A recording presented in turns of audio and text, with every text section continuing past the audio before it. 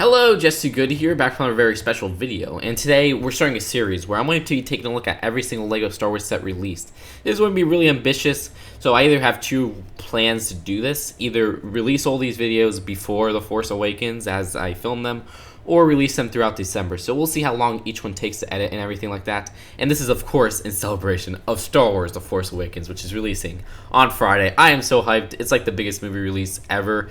I recently rewatched the original trilogy, and I always liked the original trilogy more than the prequel trilogy. So my info on the prequel trilogy sets, or even the Clone Wars sets, is going to be very iffy. Now, the original trilogy sets, I'm going to be a lot more, or I'm going to recognize a lot more things from there. So without further ado, let's start with this, and we're going to start in the early years, which was 1999, the first year ever, the first year ever to have LEGO Star Wars stuff. And actually, these were all released on May 1st, 1999. I believe that was like the September 4th for the Phantom Menace. So let's get straight into this. And the first set for LEGO Star Wars, based on the numbering alone, was the Lightsaber Duel. This sucker was cool because it was $6. It came with Darth Maul and Qui-Gon Jinn. What's interesting, and you'll see this trend coming a lot as we look through all the sets, is it has a build that's found in the exact same build is found in another set, and that is Darth Maul's little Sith, I don't know, flying throne thingy. I don't know what it's called, but that build is actually found the exact same build in the Sith Infiltrator.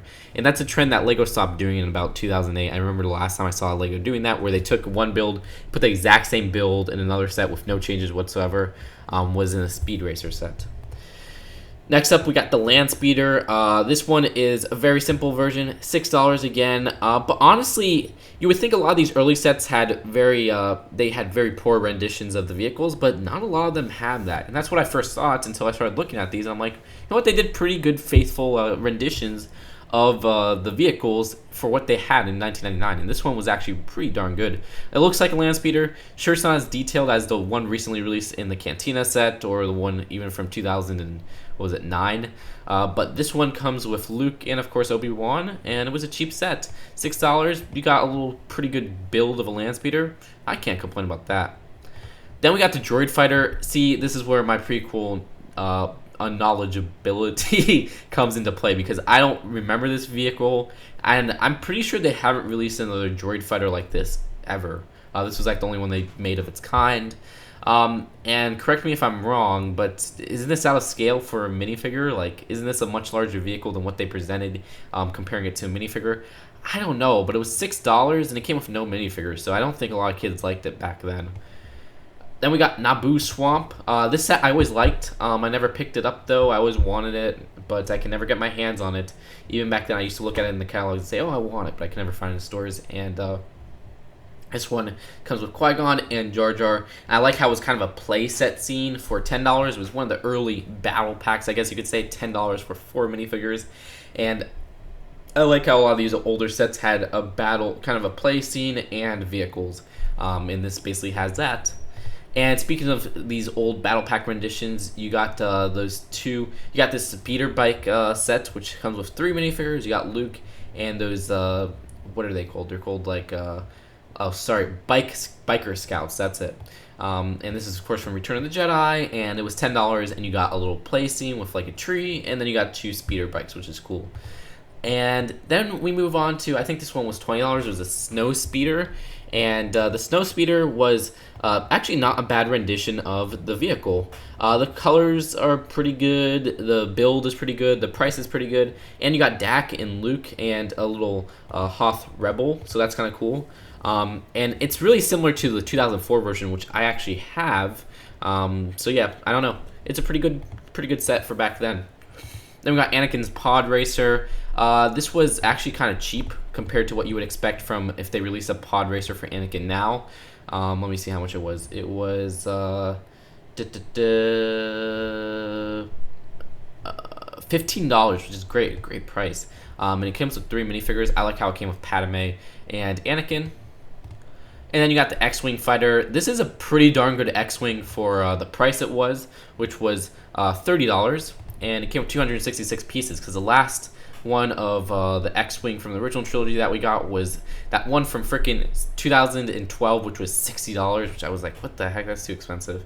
But this is a pretty good rendition of an X-Wing for its price and everything like that. But it's interesting that they chose gray colors here, I believe, while the new ones they make, you know, they choose white colors. Unless you look at Poe's X-Wing, which I think is a great set. I have it. But that set is $80, and it uses, you know, a new color scheme to fit the Force Awakens. And we got the Naboo Fighter. We just got one of these recently. I think it was like $40 to $50, if I'm right, or maybe it was $35. I don't remember. But this one that they released was only $20. And it's a good representation of the vehicle. I don't think it's bad. Of course, it's a little bit less detailed, but that's what you expect from these earlier Star Wars sets and for the pieces they had at the time. So I quite like it. Also, the TIE Fighter and X-Wing set, and Y-Wing, sorry, not X-Wing, I keep saying that.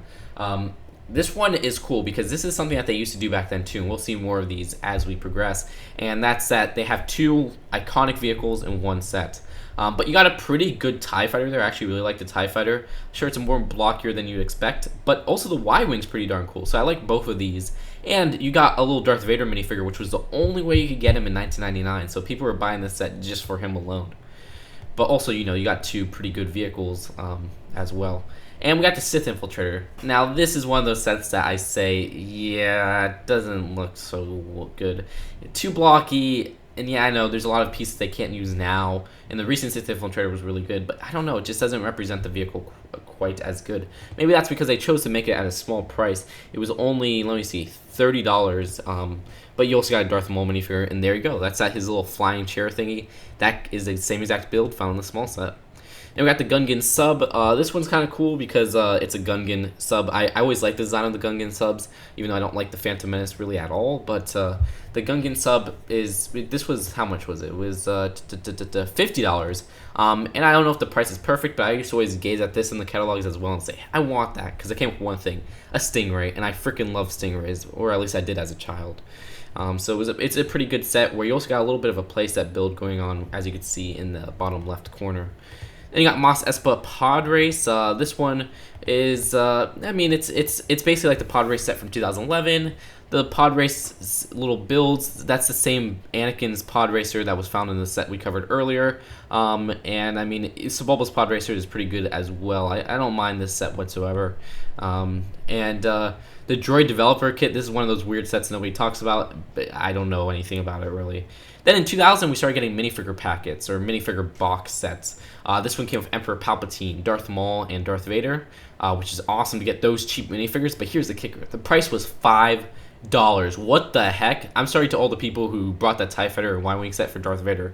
This is a super cheap way to get 3 awesome minifigures. So yeah, these are awesome, and I wish they could still do them, but licensing rights doesn't allow them to. Then you got, this one is amazing as well, because it comes with Boba Fett, which that old Boba Fett goes for a lot of money on eBay now. I always loved the old Boba Fett minifigure because his helmet looks so freaking cool. I don't know. The new helmet looks great, but I like this old helmet for some reason more. Sure, it's not as accurate, but it just looks cooler in my opinion. And you got Han Solo and Luke in this one. Chewie and 2 biker scouts, and basically 3 battle droids. Then we got the Desert Skiff, very lame build, even for back then, because they didn't include like half of the characters that are supposed to be in the scene. And the Desert Skiff itself is a very simple build. It was only, what is it, $6 for its release, and you only got Han and Luke. Gungan Patrol, this one was cool because it came with those little animals, which have never been re-released, and it was only $10. So yeah, that's kind of shocking. I would expect it to be, you know, expect them to have remade that mold or whatever, but they never did. Then we got the Landspeeder. This one just got recently re-released. $10 for one minifigure. Always loved this one. This was one of those vehicles I think my cousin had it, and I always used to play with it because I thought it was freaking cool. And then they re-released it. I want to get the re-release just because of how nostalgic this vehicle is. Then we got the A-Wing Fighter. In my opinion, too blocky, and the colors don't quite give it justice. I don't know. I don't like this rendition of the A-Wing really at all. But it was a cute, cheap set. It was only actually $15 with 2 minifigures. Then we got the Slave 1. This one, don't know if it did justice to the vehicle either. Too blocky. The colors are off. I mean, for what it was at the time, I wouldn't even say it was that much of a good set either.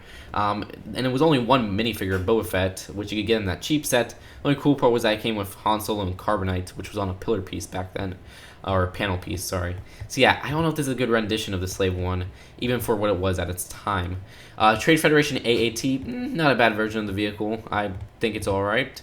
And that one was only about, what, $20, which is a pretty good thing. Oh, the Slave One was only $20, so actually it's not that bad for the price. It's just I don't know if the vehicle was given the proper justice for what it was. And then the Star Wars bucket, this was one of the funniest sets. My cousin had this, and I was envious because of a freaking black bucket, and all I had was like a red bucket. And it had Star Wars on it. So I always wanted this set, but what's so funny about it is the Aldar Beto guy. Look at that minifigure. What the heck? That is the worst minifigure. And you can see how he really looks in the movie, and he does not look like that whatsoever. What the heck were they thinking? That was only $25, but holy crap, that Aldar Beto minifigure looks awful. And they released another figure of him, and you'll see how that looks. It looks pretty bad, but we'll get to that later. The B-Wing, I like this version of the B-Wing. It's probably a bit too small and thin, but I like how this one came with the B-Wing and the control center. That's actually really cool to me. That came with a playset and a vehicle. And then you got the first UCS set, the TIE Interceptor, which they've never done a UCS version of this ever again. But this one is pretty cool, and it was $100 back then. Pretty cheap for a UCS set. And then we got the Trade Federation MTT. I always wanted this because I like the vehicle because it has stuff inside it, and I like vehicles that have stuff inside.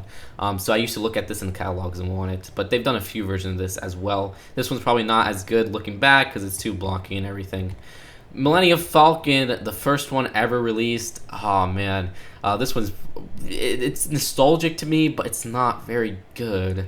I mean, they used what they could back then, and the new versions are so good. But this one, it sort of represents the vehicle. I mean, it's not awful, but it's not that good of a representation of the vehicle. But they used what they had back then, so I can't blame them.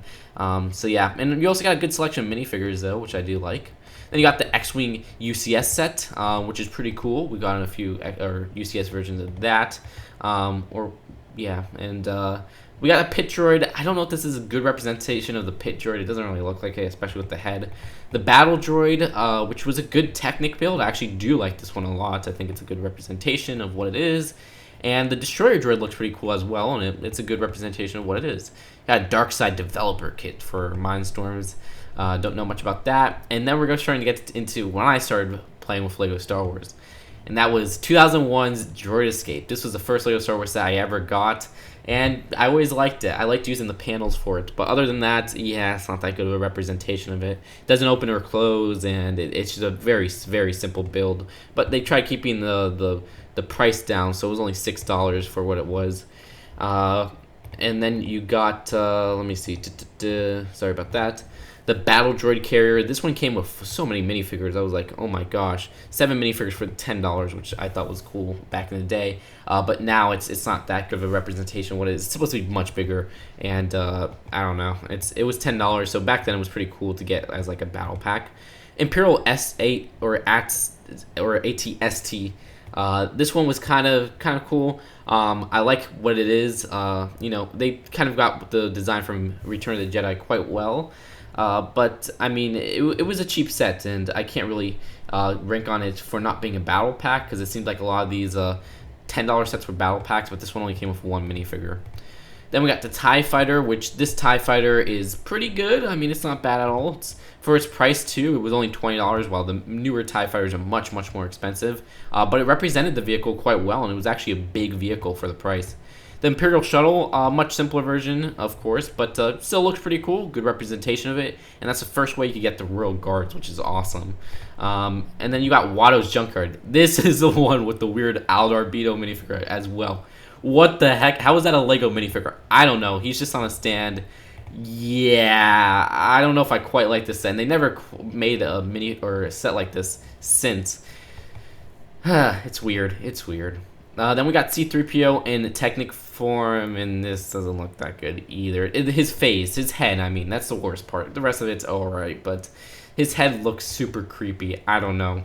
Same with the Stormtrooper. I mean, they tried keeping these sets like cheap and using Technic stuff, but it just doesn't work out. I'm kind of grateful for the new versions of those battle figures. And then we got Darth Maul. This is a weird set they didn't do much of. I think they did one for Yoda as well, and it's basically just kind of a bust for him, like a head, and that's it. It's kind of a display head, but that's kind of cool. I like how they did that. It's not something they've done since, and it was $150, but it's still kind of cool. Then you got the Rebel Blockade Runner, which they have released one other version of this. This was $200, which is crazy, and it came with no minifigures, if I recall correctly. And so that's it for my look on all these sets, because we're going to stop right here for now. So that was up to 2001. Next video, we'll start with 2002, which will start, I think that's when the Attack of the Clones came out. So we'll start with those, and I will see you guys later.